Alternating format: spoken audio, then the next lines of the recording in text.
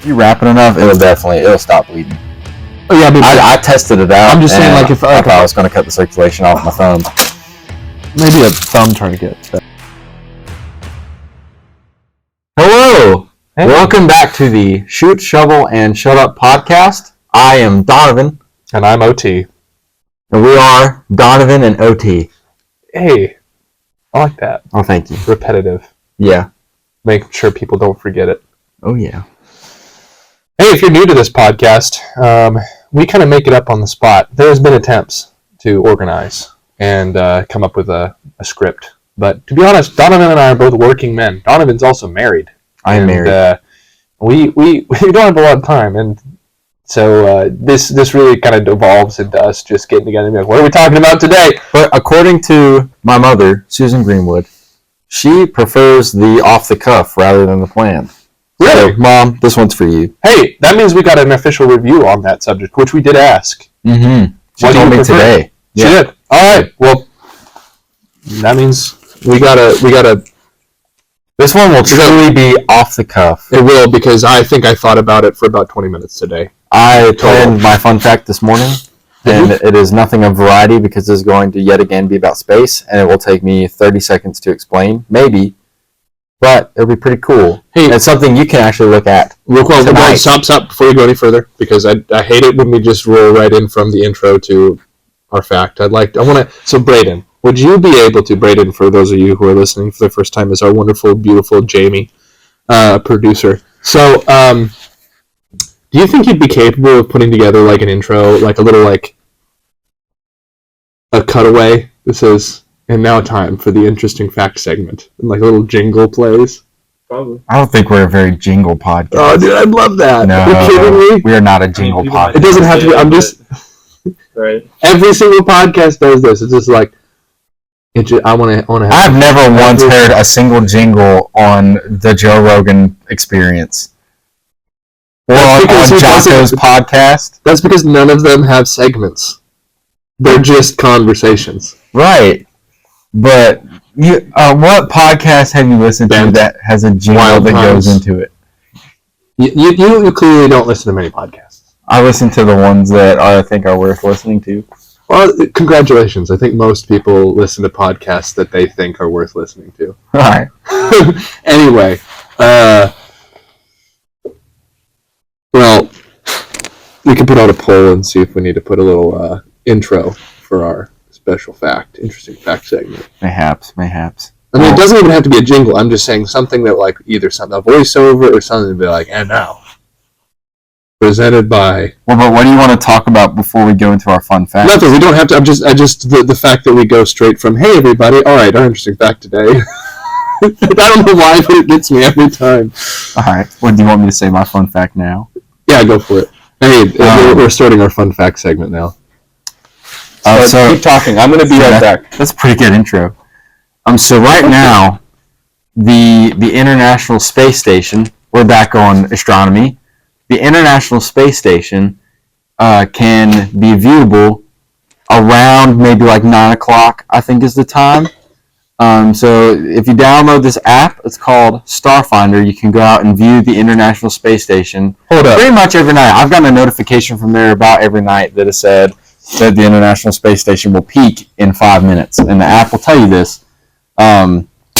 So this is a Starfinder app, but it finds the space station? Right, it can find anything in space. So it's kind of a misleading name. No, it finds stars. Yes, but it finds many other things too. But primarily stars, or other things in the space. I missed. I'm blind in one eye. So the International Space Station, did you know it is as big as a soccer field? Wow. And it cost roughly $125 billion to build.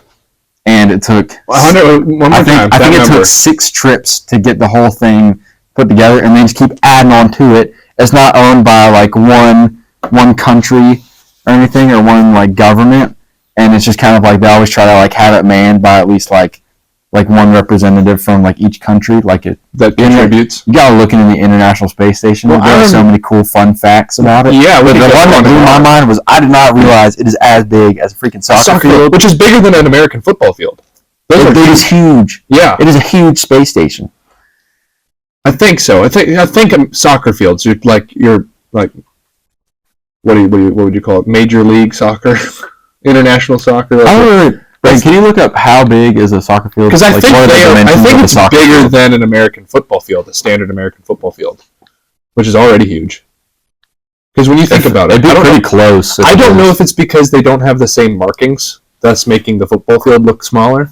But every time I've seen a football field, it always seems smaller than a soccer field to me. Mm-hmm. 125 meters by 85 meters. Yeah, so it's bigger. It is longer and wider. Yeah, I would say it's definitely wider. Yeah, and I didn't know for sure if it would be longer. Mm-hmm. But yeah, no wonder soccer is boring. They need to shrink that junk. Yeah, so hopefully by the time this episode gets out, the International Space Station will still be peaking every night. And I've been trying to see it the past 4 nights, but it's just been, because we live in the rainforest, it's just been so cloudy and rainy, and you can't see like any of the stars. But the sky was clear today. So if I do end up finding it, I will shoot a little video and send it to our trusty Dusty Braden, and maybe he can post it on the Instagram for y'all to see and enjoy before this episode comes out, because I don't want it to be too late. Yeah. Well, this podcast is being recorded Friday, and it's scheduled to release Sunday. So hopefully, if barring no technical difficulties, we should be able to get it out there to the people who are interested in looking for stars that aren't stars. It's a star in my heart. Aw. I love the International Space Station. So, Interesting Facts is brought to you by Ale 81, Kentucky Swamp Water. Be a ginger ale above. See, Jersey Mike's be a sub above. Yeah. Yeah, whatever. We're never going to get sponsored by them. But my interesting fact is not really a fact. I want to take inspiration from... Oh, I can't say that because... Never mind. Just say whatever. Say whatever you want. This is our podcast. That's right. Do with it what we will. But it doesn't make sense. Just say it. This is inspired by David Kolb. But the people doesn't know that because this episode's coming out before David Kolb's episode. Well, now the people know. I know. You can go into it now. Well, so... Thanks, David. Thank you, David. So it's inspired by him, where he told a story that also had an interesting fact in it. But it was more of an anecdote. So this is the story of the Edmund Fitzgerald. Do you know what the Edmund Fitzgerald is? I've heard of it. Do you know what it is? I don't know off the top of my head. I have. But the name is familiar. The name is especially to you as a music savant. Mm-hmm. Would you count yourself a music savant? Yeah, mostly. I'm not as cultured as some other musicians. I don't really get into all the classical stuff, but I know a good bit about the musical world. Thank you for talking while I had to blow my nose. You're welcome. I would count you as a musical savant. You play the drums. You are competent with the guitar. You can sing. You sound like Coulter Wall when you want to. Better than I want to. Better than I want to. Takes a few cigarettes, but I'll get there. Burn a spirit down. Burn a spirit down as fast as I can, and then but those days are behind me. Anyway. Elizabeth. So anyway, back to my point. Before I was rudely interrupted by my running nose. The Edmund Fitzgerald, for those of you who don't know, was that kind of ruins it, a freighter, a ship on the Great Lakes. We've talked about the Edmund Fitzgerald. Yeah, you and I have definitely. Now it's all coming back to me. So it's a ship that sunk in a storm in November, back in '76, I believe. For the reason I wanted to bring this up was just mostly to bring awareness to the fact that the Great Lakes are huge, and the storms that are caused on the Great Lakes are far more ocean-like than they are lake-like.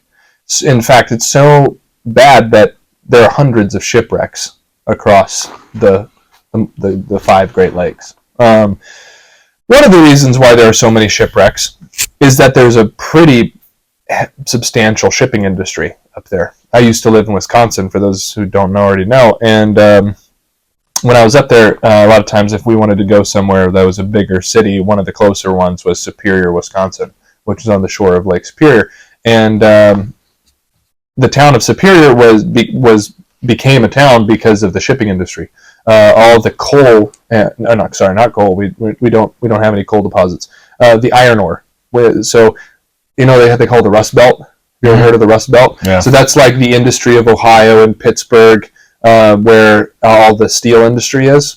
Well, that's fueled by the steel fields, the iron fields of northern Minnesota, southern Canada, and northern North Dakota.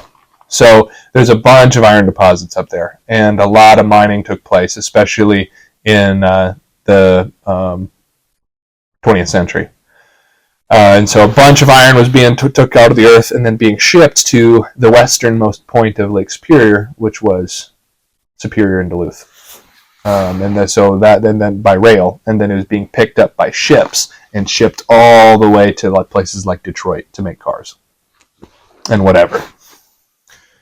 Which I think is awesome. Very American industry, all that junk. But the Edmund Fitzgerald was one of the greatest, at its time, was the longest and fastest, could haul the most iron ore, called taconite. So after they strip the iron out of the ground, they do a rough processing, which allows it to be shipped in little pellets. And they load those pellets onto these iron boats, which are, for all intents and purposes, seaworthy vessels. They're massive. Mm-hmm. And then shipped from Lake Superior to Lake Michigan, and then most times over to Lake Erie, where they'd be deposited most of the time in Detroit, Michigan. So because of all this industry, when big storms would come up, especially older boats, were inevitably lost to the storms. But the Edmund Fitzgerald was kind of had like a Titanic vibe to it, where people were like, "This is the newest, fastest ship that we don't foresee it having issue with anything, because the type of natural disaster." Oh, I'm sorry, everybody, if you can hear that vibration, it's my phone. Lane frickin' Gillen Waters calling out in most inopportune time. Let's go for it. I know what's wrong with it. It ain't got no gas in it. Anyway, so without getting long-winded, the Edmund Fitzgerald was the fastest ship that they're like, no matter what it goes through, this one's going to make it. It's new relatively at this point. I think it was christened in the mid-50s. It had been setting records its entire career. Now it's the mid-70s. It's still at the height of its game.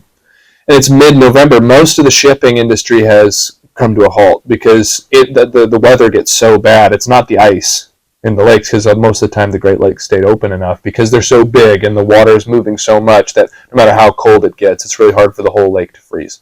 So it's not the ice, but it is the wind and the waves and the storms, because we get some really nasty storms on the big lakes up there come November. And but they had this it was the last trip of the season. They loaded up in Superior and departed. And when they departed, they could look. They were looking out to sea. Well, out to the lake. Out to lake, and they could see this massive storm front rolling in. And it's like 30 degrees and snowing, and the wind is starting to whip. And it makes it. The Edmund Fitzgerald makes it I believe, or a day and a half, through one day, through one night, through the next day, and into the evening. So I guess the evening of the second day. And they're famously 15 miles from Whitefish Bay, which is the easternmost part of Lake Superior. As soon as they make Whitefish Bay, one, it's going to be more secluded, so it's not going to be as rough as the open lake. And also, they're really close to the end of their journey, and they can shelter there. But they've had lots of issues. For one thing, they were carrying 26,000 tons of iron ore. That's a lot of weight, right?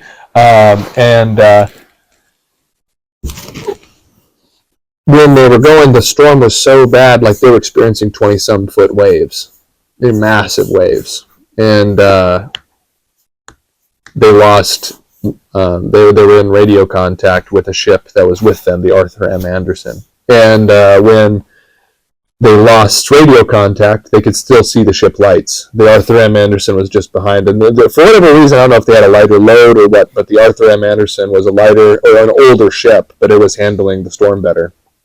And so they were staying behind the Edmund Fitzgerald just in case of need of rescue, a rescue mission. But they lost radio contact, either because the ship's wiring went bad or because the radio transmitter was damaged. They lost, but they were able to still communicate via Morse code from lights, and they were communicating back and forth. Well, at some point in the night, all of a sudden the Edmund Fitzgerald's lights went. They'd bob down from a wave and then come back up, bob down and all of a sudden they bobbed down and never came back.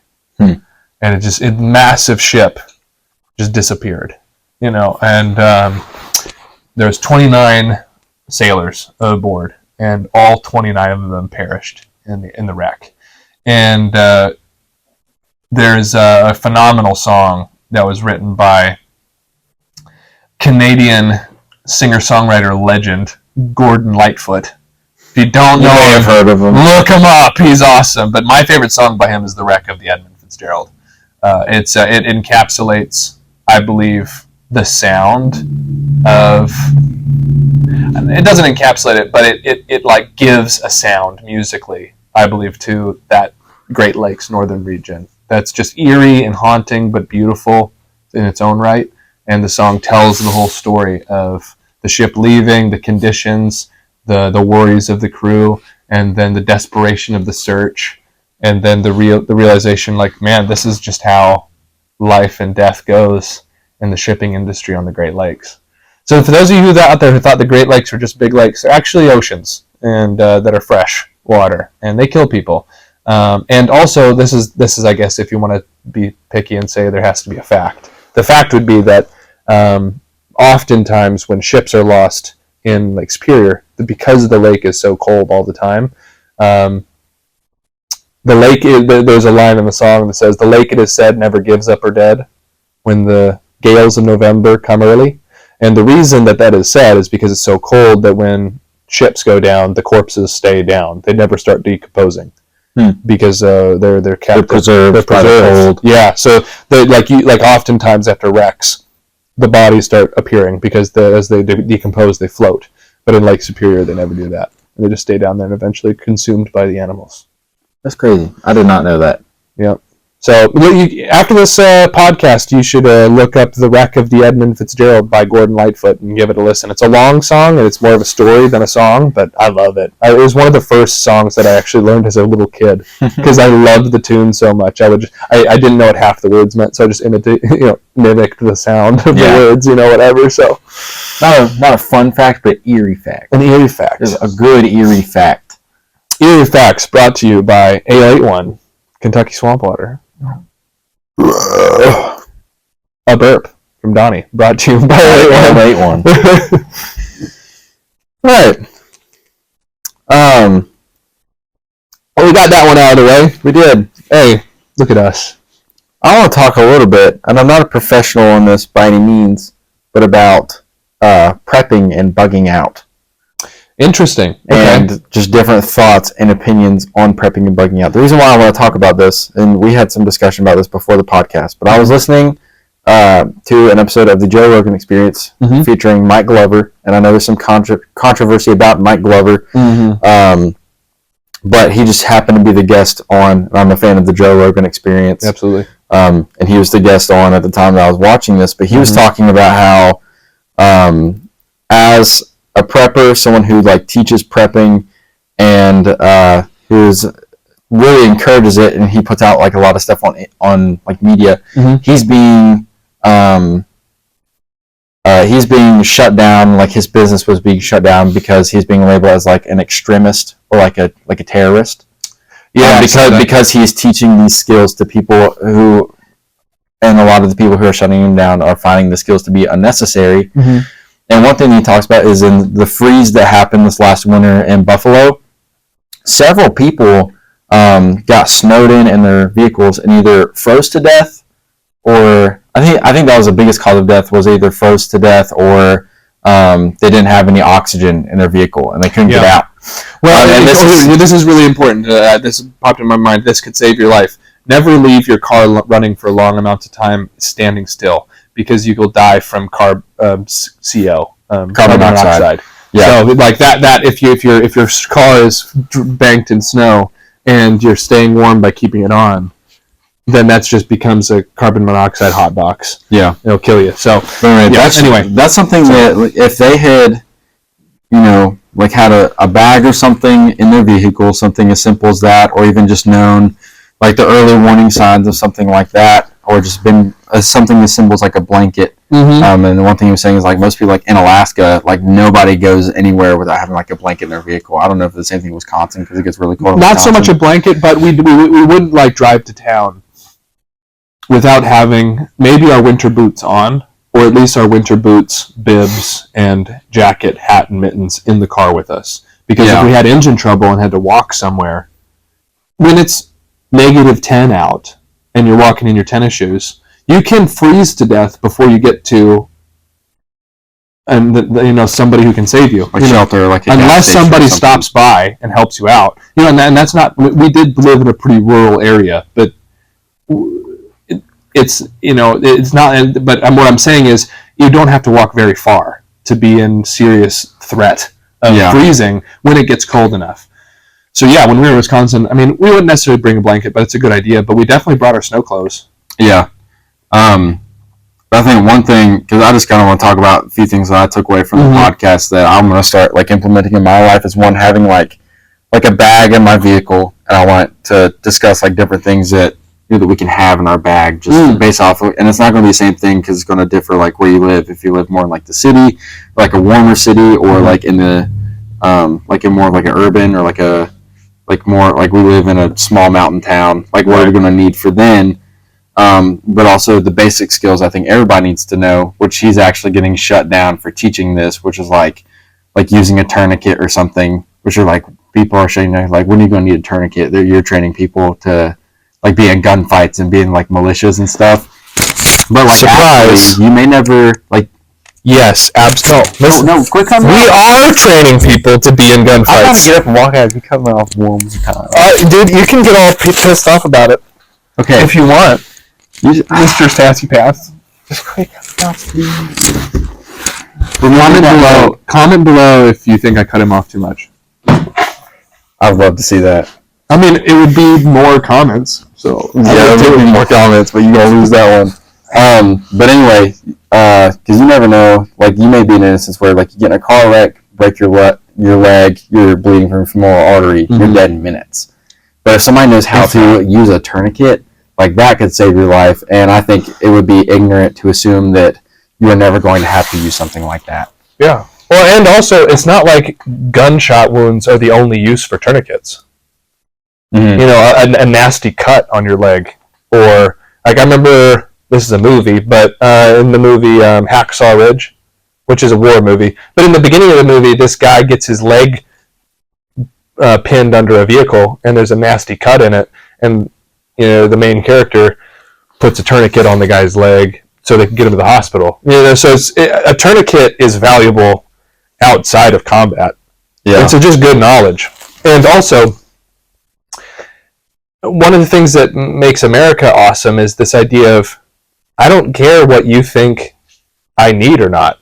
If I think I need it, I have the right to go after it, so long as it doesn't impede somebody else pursuing their own life, liberty, and pursuit of happiness. Right? Mm-hmm. And so if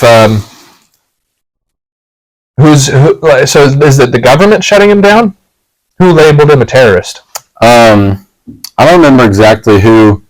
Bryn, could you maybe find an article or something about Mike Glover being labeled as a terrorist? I think a domestic terrorist. Yeah, domestic terrorist. I don't remember exactly what organization it was, but I know like he has like a Shopify that got shut down, and so like his business wasn't getting any income. They shut down his website, his Twitter page, and like while all of this is going on, he brought up the point like the Taliban has a Twitter account that has a blue check beside it that is still active to this day. So part of it was like private. Well, I guess private's the wrong word, but some of it was media. Yeah, and some of it was government. Yeah, and so he's kind of going, like, the direction he's going, which I think this is where it does get kind of... Hold on, the Taliban legit? The Taliban has a blue check mark by their name on Twitter. But is it, like, legit the Taliban, or is it some It is the Taliban. Oh, my gosh. But kind of the direction he's going with it is he thinks that... He said he's talking to a few other, like, buddies that he, like, served in the military with, but he thinks that because he's teaching people how to live... independently from the government, and because he goes, his whole like idea behind his business is you are your own first responder. Mm-hmm. It's not relying on the police for anything or relying on the police to save you, but just being ready for any situation. If you have to face it yourself, you know you're going to be all right with it, just because that's how he lived in the special forces. That's how he's choosing to live as a civilian. But just he thinks that he's getting shut down because he's teaching people how to be independent. Is his whole thing. But that's kind of encouraged me to be like, man, there are so many situations that I can think of where if like the crap hit the fan, or if I was in a situation where my car broke down and I was stuck, didn't have any food or water, like I don't know if I would be okay. And so just thinking even just to the smallest stuff, like what are some things that like you would like to implement to be just more prepared daily? Like me personally, or our listeners? Yeah. Okay. Well, yeah, no, that's a great question. And this is a really practical example maybe, and not quite so much. I think a lot of times when we think about go bags, you know, like when we think about preppers, we think about crazy people who don't interact with society much, have an unrealistic expectation of the worst, and live their lives based around that unrealistic expectation. And that's not to say that an expectation for the worst case scenario is wrong, but I think you put too much emphasis on it and how you organize the resources of your life, right? Mm-hmm. So, but a small example of just like practical steps of being prepared is today, like what I do, I work in an office, right? That doesn't require much like cross-country gear, let's say, you know, as maybe one of our technicians who might be walking around on a job site that's all mud. Yeah. But I do have to go visit job sites. And also, I like doing outdoor things, so I always keep my muck boots in my van. And when so today I went to check in on a job site, and sure enough, the thing is because of all the rain we've been getting, a lake. Yeah. And I've got these really nice Speed Cross 4 Solomons. Last thing I want to do is walk through a lake in these. One, because I'm getting my feet wet. And two, because I don't want to clean these and try and keep them nice. And so I was able to just kick off my shoes and put on my muck boots. And one of the things that I got from that is where I learned that lesson. I have to talk to the audience now because Donovan's answering a text on his watch. Sorry, it's my wife. Oh, man. But what I learned that was, like, I learned that lesson being in Wisconsin, where if we had gotten stuck, we would have needed more than just tennis shoes to walk our way out. Yeah. And that's a lesson that, like, I don't use that very much, but it was very handy today. So that's a small just example of, like, there can be really practical small things that you keep in a go bag, just a prep bag of like a change of clothes, and maybe a heavy jacket, your rain jacket, like a case of water. Like not just a bottle, but like maybe a gallon jug of water. Things that I think of, I keep in my car. I keep a hatchet in my car.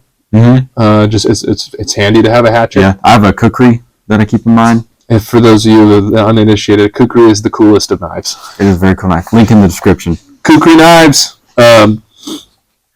Some things I think that everyone should keep is first aid in their car. Yeah. Grab that. Yeah, we were going to talk about that the other day and we never got the chance. I got a boo-boo on my thumb at work last week.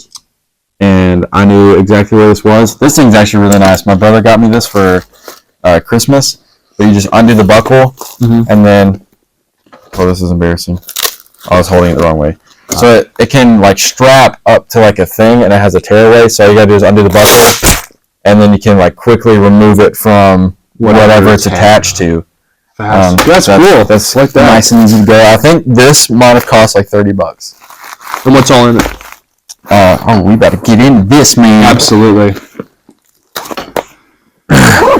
Listeners, this is a good time to shift over to our YouTube section so you can watch the video. We got rain ponchos, band-aids, a little stretchy rubber band thing that you can use, I guess, as a tourniquet. I wouldn't. Well, I mean, maybe to hold the tourniquet in place. I wouldn't use that as a tourniquet. Oh, if you wrap it enough, it'll stop bleeding. Oh, yeah, I tested it out. I'm just saying, like, if I was going to cut the circulation off my thumb. Maybe a thumb tourniquet, then. No, it'll work on your leg. This will not work on your leg. It will. Don't listen to Donovan. Leg. Here's it's flint and steel. You have a flashlight, a compass, some like gauze tape, Q-tips, a little bit of my blood from the other day. Real quick, I got a challenge. Some triangular bandage. Next time that the Quantico guys come down to do the training, I'll give you $15 if you walk up to one of them and say, "This is my tourniquet." I mean, it's the tourniquet thing. I have another tourniquet. You have a real one? Yeah, I have a real one. Where's it at? It's in my truck. Oh, okay. So does this thing? If I had to use this, though, I totally would. You'd bleed to death. No, man. I mean, I can get it on your finger, but there's no way that thing will stop the circulation of your arteries in your leg. If you're so confident, wrap it around your leg. I will. The people just listening on Spotify are going to be so confused. They got tweezers while he's doing that. We're doing it through your pants. What am I supposed to do? Take your pants off. You pee because since I will have all the time to take a pants off if I have a gunshot wound. Well, I'd cut your pants off with this knife. Well, I don't want to cut my pants off because they're nice pants.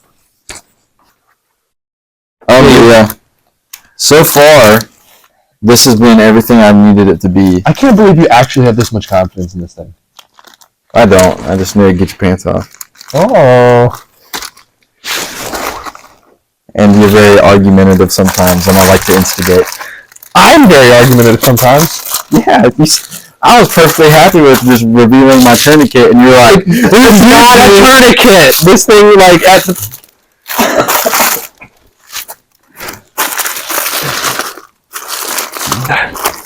we got safety pins.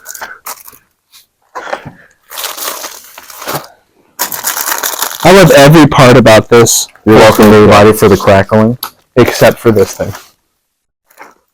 And how do you secure it? You just tie it. It stretches. It gets so much worse. You just keep wrapping it. Now it sticks to itself. I see. When it stretches out, it'll stick to itself. I'm so glad that we finally got in an argument. I've been wanting to argue with you on this podcast since day one. But anyway, I can totally see if you like break a finger and you need to use a non-broken finger to like splint that finger. 100%. If you need to look like Rambo, you can tie it around your head like this. Dude, look over here real quick. Do it again. Make a funny face. You look just like Rambo. Right? Just like him. Anyway, but a tourniquet, you die. Well, you don't have to use it. I wouldn't. I would rather bleed out. I'm gonna not use this on you. Thank you. You'll save my life. Use your truck tourniquet. Bro, this would totally work though. No, because when you put a tourniquet on correctly on your leg, people have said that it feels worse than the gunshot wound. There's no way that could cut off circulation to my femoral artery. Oh, definitely could. I just tried.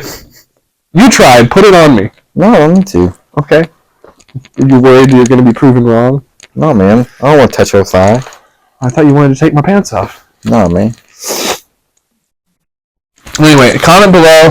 1, here's your instructions, listeners. Do I interrupt Donnie too much?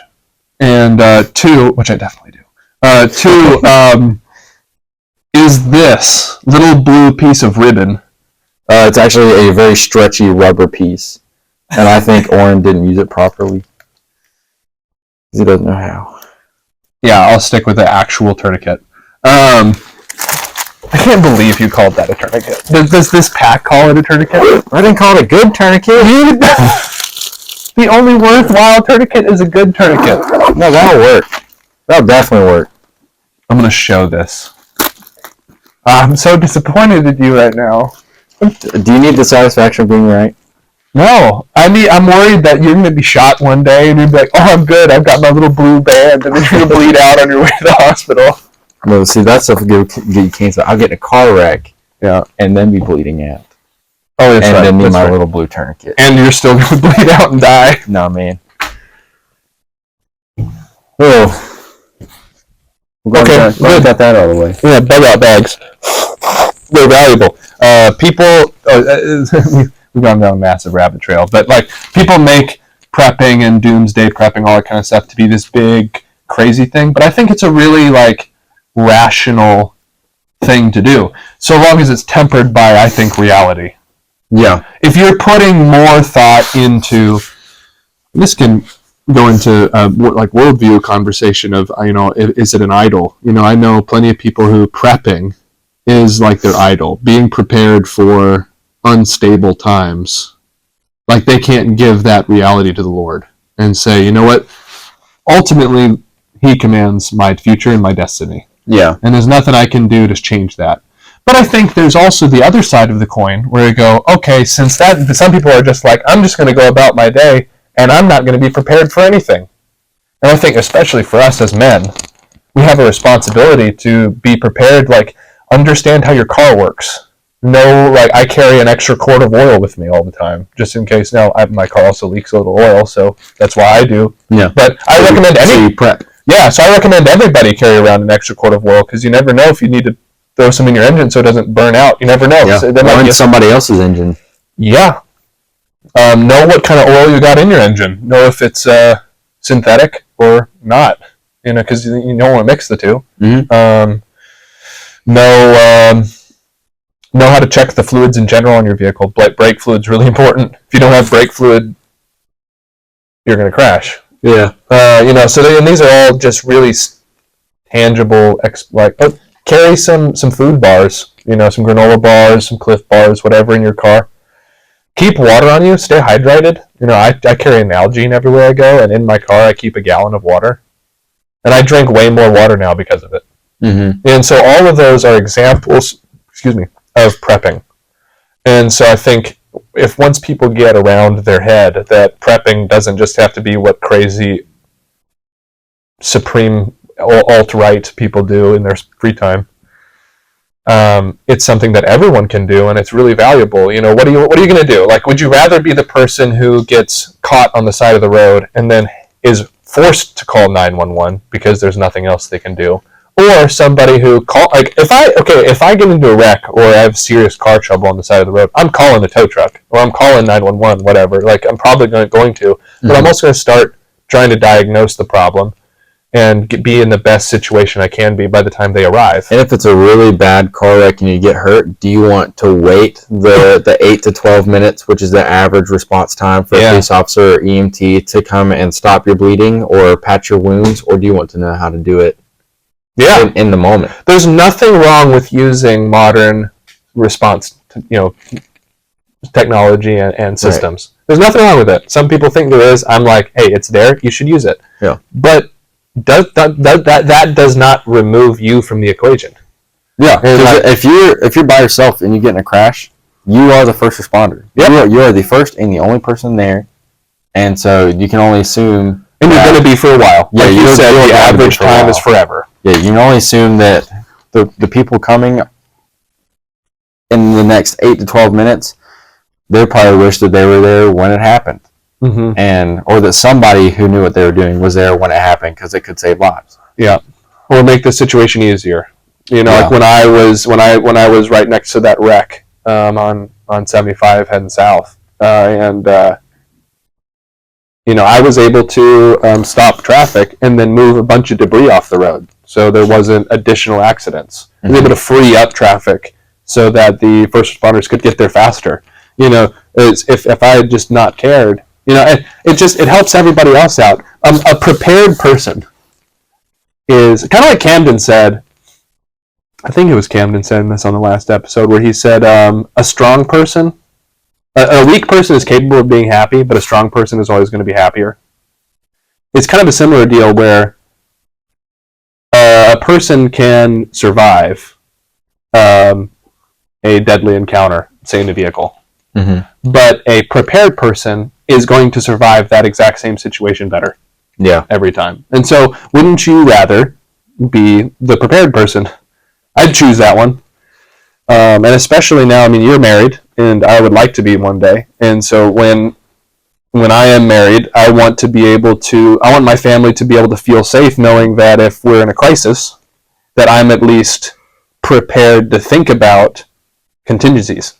Mm-hmm. And, I'm sure you want your wife to have confidence that if a crazy thing comes up, she doesn't have to make all the decisions. She can trust that you are going to do your best to be prepared, and then if that happens, to take charge and make sure that you and her make it out of whatever that situation is. Oh, yeah. And if you're not prepping for those situations, you're not going to be ready to do that. Yeah. I like what you said, too, about, like, some people turn, like, prepping into an idol. Like, there's a bunch of people, like, have this, like, decked-out truck or, like, decked-out 4Runner or something, and they will spend, hundreds of thousands of dollars. But then it's like how much gas do you have in that truck? It's only going to be, because in like a doomsday situation that those people are probably planning for, you can only assume that eventually you're going to run out of gas. Yeah. Gas stations are not going to be open probably, and you can maybe make it 350 miles. But then what? You have this hundreds of thousands of dollars that you spent working out this big old truck or something to have everything that you need to survive a situation. And what are you going to do when it runs out of gas? Like pull it behind you? No, that's not going to work. It's like prepping became a style choice. Exactly. This is my prepping truck. These are my prepping clothes. Yeah. This is something this is like similar topic, but it's the same idea but used in a different way. Like I used to pick my clothes based off of like what I would see. This is what a military person looks like not in uniform. This is what a special operator looks like, but when they're not in uniform. And I'd try and wear those clothes. It's all cool pants. That's right. But then I realized, which I definitely still wear cool pants because they're the best pants out there. But I got my first pair 2 days ago, and I've worn them the last 2 days. Awesome. I'm not wearing them currently. I'm wearing them. Which is such a shame. Well, they had work schmutz on them. Oh, that's right. You went and tore out that grease drain, right? I did. Yeah. I don't blame you. Anyway, but like that eventually that's self-defeating, that idea, right? Because functionally, people know what that look looks like. So even though it looks undescript, everyone looks and goes, oh, look at that flannel and those cool pants and the wraparound sunglasses and the ball cap and the tactical-ish backpack. Yeah. That person carries a gun. Definitely. And so like, okay, yes, and I'm over there just saying, oh yeah, you should never open carry because open carrying puts a target on your back. So does dressing like that. So dress like somebody who doesn't know a lot about guns. Dress kind of like, for me, I try and dress like a office nerd. And so, but then I carry myself with confidence. There's balance too. You don't want to look like a target either. Yeah, I dress like a teenage boy. And I look like a teenage boy. Well, you do work at a camp that facilitates teenagers, so sometimes I wear high tops. Right now I'm wearing Blundstones, despite what people think about whether they're men's shoes or women's shoes. Well, if you're in Australia, they're everyone's shoes, but particularly manly. We're taking them back from the white woman in America. In America, though, they're white women's shoes. In America, yes. Bring back blue-collar Blundstones. I don't think I can overcome that. No. It's kind of like what white women did to the duck boot. Those used to be like the most masculine hunting piece of footwear, and now they're what white girls wear to get Starbucks. Yeah, it's what's happening to Carhartt. Yeah, and Carhartt is leaning into it. Well, they are. I'm sorry for all the disgusting nose noises you guys are hearing, but I'm draining. But like Carhartt, for instance, I don't. What actually shifted me from I used to wear Carhartt everything. What shifted me from Carhartt was during the COVID pandemic. And the vaccine mandate started coming out, Carhartt voluntarily fired all of their employees who did not want to get vaccinated.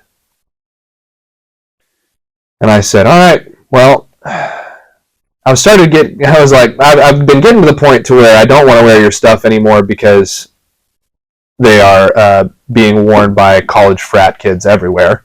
But now I really don't want to wear your stuff because now you have the same politics as those frat kids. Mm-hmm. So now I got to wear cool. Which I don't know their politics as well, but I like that. I like a company that's not vocal about their politics. Yeah. And they're just like, we're going to make good stuff for people who do adventurous stuff. And they do. But link in the description below to the Cool website because you should go check their stuff out. It's expensive, not going to lie, but when you put the research into the kind of stuff that they make and you get the kind of pair of pants, they make hundreds, I think, almost maybe it's exaggerating, but definitely dozens of different styles of pants. It's relaxed, it's work pants, they've got hiking pants, they've got adventure pants, and they've got heavy duty. Like I think you bought, what was it, the Above the Law? I have the Above the Law, which I think are maybe bulletproof. Chock full of zipper pockets. They have ventilation zippers on the sides. They're 3-layered too, aren't they? I think on the front of them they're 3-layered. Yeah, right. That's what I mean. So triple pleated knees. And double-fronted Carhartt pants can eat their heart out. They have buttons at the bottom to where if you don't want them so baggy around your ankle, you can strap them to where they'll be a little tighter around the ankle. Yeah. They're cool. So nice. The ones I have also have like a wax finish on them, so water just kind of beads off of them. Like it's so good. So they have awesome work pants like that, which are work pants in the extreme. They'd be almost uncomfortable to wear in a casual setting. But then you've got so my pants are I bought 3 pair I think at this point of the Law. They got 3 of them. They got the Lawless. They got the Law, and then they have yours, the Above the Law, and they get more intense each time. So mine are kind of like Cool's version of Carhartt's double-fronted Carhartt pants. They fit me great. But then they've also got, I think one of their models like the Rider and the Renegade. Those are some looser, like hiking. They're quick dry. Yeah. They just make good stuff. They make shorts. They make polos. They make dressy. Yeah, dress pants. Like if you want to go to if you got business meetings you need to go to, but you can wear a button up and then a cool jacket over. They look good. Mm-hmm. They're awesome. So yeah, the next pants I want to buy, they have a version called Radical. Yeah, Radical. That's one of they're great. They've got Free Radical, and I think those are like the more quick dry loose material. Yeah. And they got the Radical. All right, but if anybody wants to send me this, mm-hmm. Cool has something called Cool the Flight trademarked suit that is pretty much it is a onesie with a hood. I've seen that. Link in the description I want the navy blue one. What's your size? Medium. I would wear a medium. Have you looked at it? I've seen them. I'm not gonna lie. I looked at it and I said I kind of want to buy it. And the description says, "Get back to your roots with comfort and performance." You had footy pajamas as a kid, right? Heck yeah, I did. Where they zip up the middle? Probably. Women, shut your ears. As a kid, my dad was dressing me for bed. I was like a toddler. And a toddler? Yeah. This was burned in my mind. I don't know how I remember it because I was so young. But I'm not wearing underwear to bed. But I'm wearing my footy pajamas, which are full body zip ups, right? Mm-hmm. And my little pecker, the zipper goes below the pecker, right? And so my dad's zipping up the pajamas.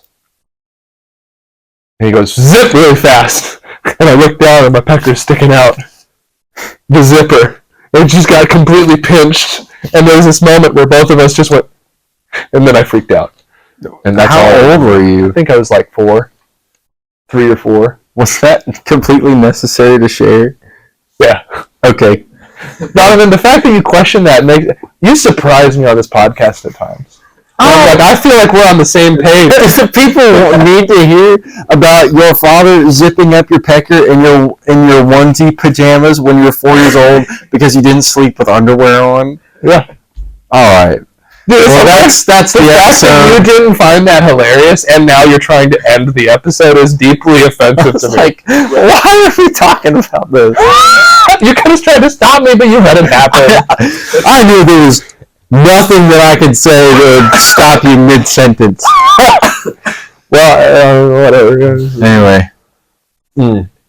yeah, I think it's a good ending. Well, thank you all for listening. Hey, if you've got stories, I've heard many stories of other people as children who have been victims of zippers on onesie pajamas. So if you are out there and you have experienced similar things, hit us up because you're not alone. Let us know if that's happened to you. Also, let us know if Oren cuts me off too much. Which I do. And you actually did like 10 seconds ago. And there was one other thing. Well, see, you should take notes and try to do it to me. And let me know if you think that my tourniquet is a good tourniquet. It's not even a tourniquet, let alone a bad one. Hey everybody, welcome back to the invite segment of the Shoot, Shovel, and Shut Up podcast. Next, we would like to invite our good friend, Oren's roommate. He is an electrician apprentice, and I don't know if we've invited him before, but so we're going to invite him again. His name is Josh Long. Josh, if you don't listen to the podcast, we'll find out sooner or later. Yeah, get on the podcast. We did try to invite him before. And in fact, I tried to invite him before, and then you looked at me and said, why in the world would we do that? No, I love Josh Long. Well, now you say that. Listen to episode 2 and see what you said about him. He's been officially invited. He knows how I feel about him. Not if you listen to episode 2, he's a little confused. No, he knows.